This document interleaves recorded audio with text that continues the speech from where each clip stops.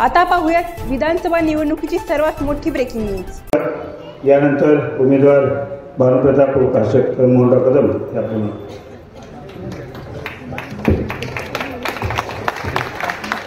अखंड हिंदुस्थानचा देववंदनीय शिवछत्रपती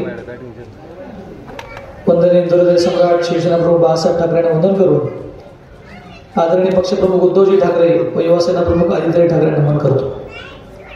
आज 261 पाटण विधानसभेच्या या होऊ गाठलेल्या निवडणुकीसाठी मी महाविकास आघाडीचा अधिकृत उमेदवार म्हणून आपल्या समोर उभा आहे। आज आपल्या सभेला संबोधित करण्यासाठी आलेल्या शिवसेनेच्या उपनेत्या आदरणीय सुषमा अंधारेताई, आताच ज्यांनी मार्गदर्शन केलं ते जिल्हा काँग्रेसचे सरचिटणीस नरेश देसाई दादा, उपस्थित सर्वच व्यासपीठावरील मान्यवर व बंधू भगिनींनो मित्रांनो, तालुक्यातली ताई ही निवडणूक ही 2024 ची निवडणूक ही ऐतिहासिक निवडणूक आहे। ऐतिहासिक अशा कारणाने आहे की गेल्या 50 वर्षामध्ये किंवा 40 वर्षामध्ये या दोन कुटुंबांच्या व्यतिरिक्त तालुक्यामध्ये तिसऱ्या नेतृत्वाला कधी संधी दिली गेली। लोकांनी संधी दिली नाही अशातला पण भाग नाही। काही जिल्हा परिषद सदस्य झाले, काही पंचायत समिती सदस्य झाले, पण या ना त्या प्रकाराने दोघांनीही आपापल्या पंखाखाली कुणाला कुठल्या ना कुठल्या पद्धतीने घेण्याचा प्रयत्न केला आणि ते लोक गेले। पण ताई मी आपल्याला या माध्यमातून सांगतो की आदरणीय पक्षप्रमुख उद्धव साहेब असतील, आदरणीय पवार साहेब असतील किंवा काँग्रेसमधील वरिष्ठ सर्व ज्येष्ठ नेते असतील, यांनी महाविकास आघाडी म्हणून संधी दिल्यानंतर तालुक्यामध्ये प्रचंड एक नवचैतन्य निर्माण झालं। उमेदवारी जाहीर झाल्यापासून किंवा गेली 2.5 वर्ष मी काम करतोय, 10 वर्ष मी जिल्हा प्रमुख म्हणून काम करतोय, पक्ष संघटना असेल, सर्व समाज घटक असेल, सगळ्यांना घेऊन चालण्याचा आपण प्रयत्न केला। तालुक्यातली जनता ताई शून्य आहे। इथे विकासाचा मोठा डामडौल सांगितला जातो, पण विकास जर झाला असेल तर आज आपण ताई ज्या ठिकाणी उभे आहोत, जिथून आपण बोलतोय, इथला किती मोठा वर्ग हा मुंबईला आहे हे ताई तुम्ही माझ्यासोबत एक तासभर जर आला या भागामध्ये तर 30% लोक फक्त घरात आहेत आणि 70% तर लोक ताई मुंबईला गेले। कशासाठी? तर रोजगारासाठी। पुण्याला गेले कशासाठी? तर रोजगारासाठी। इतकी भकान आणि भयास प्रकार इथे चालू आहे की ज्यावेळी प्रचारला जातोय त्यावेळी कळतंय की याच्या अगोदर ज्यावेळी फिरलो त्यावेळी कळतं। पण ताई राजकारण फार घाणेरड्या प्रकारचं चालू आहे। तू नाहीतर मी या पद्धतीचा जो काही आलेख तालुक्यामध्ये ठेवण्याचा प्रयत्न चाललाय, मग ताटातलं वाटीत नाही तर वाटीतलं ताटात, एवढंच काय तो प्रयत्न। आमचे लोकप्रतिनिधी सांगितलं गेलं की पहिल्यांदा मुख्यमंत्री आले म्हटले माझ्या पुढे 2 पावलं होते उठाव करण्यासाठी। काय एक चांगला मोठा दर्जेदार शब्द दिला, उठाव। गद्दारी म्हटलं की राग येतोय, चीड येते। पण ताई आमच्या तालुक्यातली मुलं बाळ किंवा जी लोक मुंबईला गेली, आज यांच्या उठावामुळे मुंबईतल्या नोकऱ्या गुजरातला गेल्या, मग या उठावाचं कुणी काय केलं याचं उत्तर तालुक्यातली जनता विचारणार आहे की नाही? 50,000 लोक मुंबईत आहेत, रोजगारासाठी जातात तर इथं रोजगार नाही, पण तो सुद्धा रोजगार आज गुजरातला पळवला गेला। हे या उठावाला जबाबदार असणाऱ्यांना विचारणार की नाही? मोठ्या मनानं सांगताय ना ताई। दोन्ही कुटुंबामध्ये विभागून ठेवायचं सगळं, एवढंच काय चाललंय? एकाने सांगा, एकाने मारल्यासारखं करायचं, एकाने रडल्यासारखं करायचं। ताई रोजगाराचा प्रश्न आहे, हुकुमशाहीचा प्रश्न आहे, निकृष्ट दर्जाच्या कामांचा प्रश्न आहे, वाड्या वस्त्या डोंगर दऱ्या भकास केल्याचा प्रश्न आहे। आमचा देवीवारी खोरं घ्या, कोयना खोरं घ्या, कारळे खोरं घ्या, मोरणा खोरं घ्या।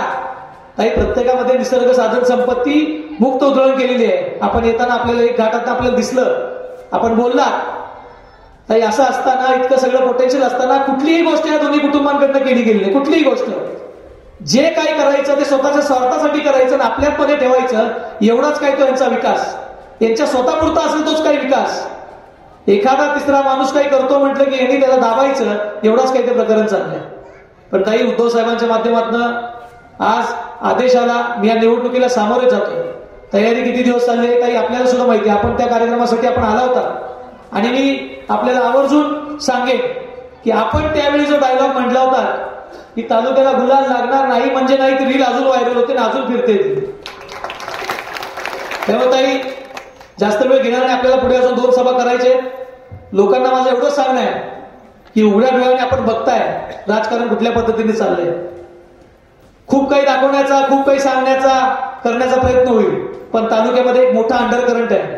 सर्वसामान्य लोकांनी निर्णय घेतलेला आहे की आपल्याला आता नवीन गोष्टीच्या मागे, नवीन नेतृत्वाच्या मागे उभं राहायचं आहे। एक संधी फक्त मागतोय. दोन्ही कुटुंबांना मिळून आपण 40 वर्ष सत्ता दिली, 40 वर्ष सत्ता दिली. माझी काम करण्याची पद्धत फार वेगळी आहे. माझ्याकडे येताना कुठल्या पुढाऱ्याला आणायची गरज नाही. गाव पुढाऱ्याला घेतल्याशिवाय माझ्याकडे आलं तर काम होत नाही, अशातली पद्धत नाही. माझा मोबाईल 24 तास चालू असतो. मी दुपारच्या वेळेत आराम करत नाही. मला झोप आली म्हणून मी सांगत नाही किंवा ठराविक वेळेनंतर या म्हणून पण मी बोलत नाही. या सगळ्या गोष्टी आपण जाणतात मी कशाबद्दल बोलतोय. हे सगळं बदलायला पाहिजे. 60-60, 70-70 वर्षाची वयोवृद्ध माणसं आज जर वेटिंग करत असतील, मागे लागत असतील, वाट बघत असतील, तरी पद्धत चांगली नाही. कुणाच्याही मागणं जाऊ नये ही पद्धत आहे. त्याच्यामुळे मी सगळ्यांना आवर्जून विनंती करतो की एक संधी फक्त या माध्यमातून द्या.